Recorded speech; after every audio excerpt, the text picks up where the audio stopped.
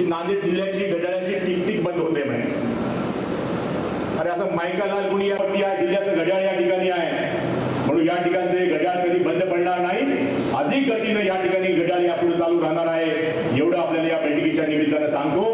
म्हणून आणि त्या ठिकाणी आम्ही निश्चय केला की राष्ट्रवादी काँग्रेस पक्षाच्या माध्यमातून बूथ कमिटी अधिक मजबूत करण्याच्या बाबतीमध्ये आपल्याला मजबूत करायचं आहे. भाजप काय करते हे म्हणण्यापेक्षा आपण काय केलं पाहिजे ही आपण या ठिकाणी मुंबईला बैठक झाली, त्या ठिकाणी AI टेक्नॉलॉजी आपल्याला पक्षामध्ये आणण्याच्या बाबतीमध्ये संघटनात्मक हे करण्याच्या बाबतीमध्ये चर्चा झाली आणि ह्या माध्यमातून येणाऱ्या काळामध्ये आपल्याला त्या ठिकाणी या ठिकाणी आपण साहेब आणि सर्व पक्षश्रेष्ठी त्या ठिकाणी गेली.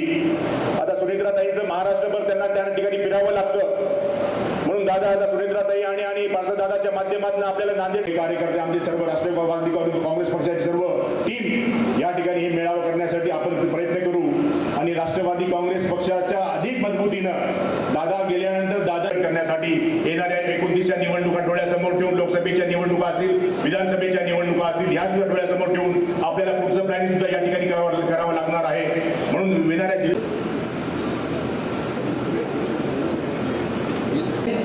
माणिकराव व्यंकटरावजी चव्हाण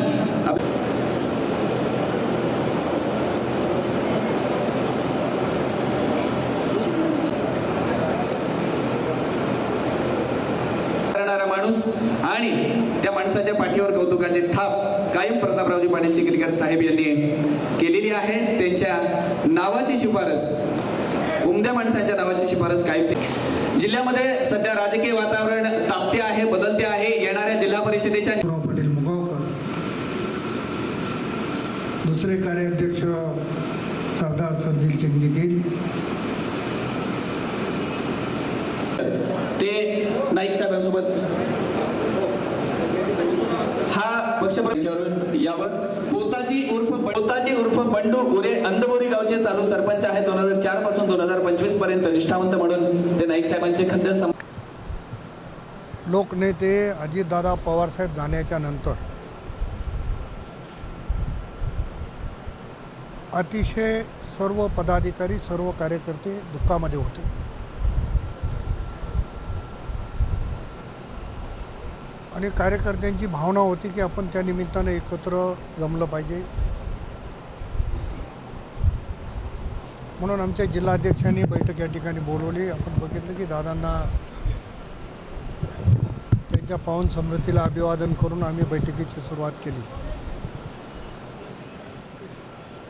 आमचे काही निवडून आलेले नगरपालिकेतले 72 आणि महापालिकेतले 2, 74 नगरसेवक, नगराध्यक्ष, त्याच्यामध्ये स्वीकृत सदस्य, या सर्वांचा एक त्यानिमित्तानं सन्मानही केला. नगरपालिकेत, महापालिकेत झालेल्या पराभवाची कारणमीमांसा शोधली. येणाऱ्या सगळ्या निवडणुका एकसंघपणाने आपण लढल्या पाहिजे ही भूमिका घेतली.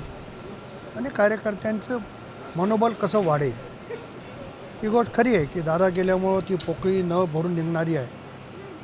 परंतु आदरणीय सुनेत्रा वहिनीच्या नेतृत्वामध्ये परत महाराष्ट्रातली, देशातली राष्ट्रवादी जोमाने कामाला लागली. त्यामध्ये नांदेडही मागे राहता कामा नये ही भावना आम्ही व्यक्त केली. आपण बघितलं असेल की लोकनेते दादा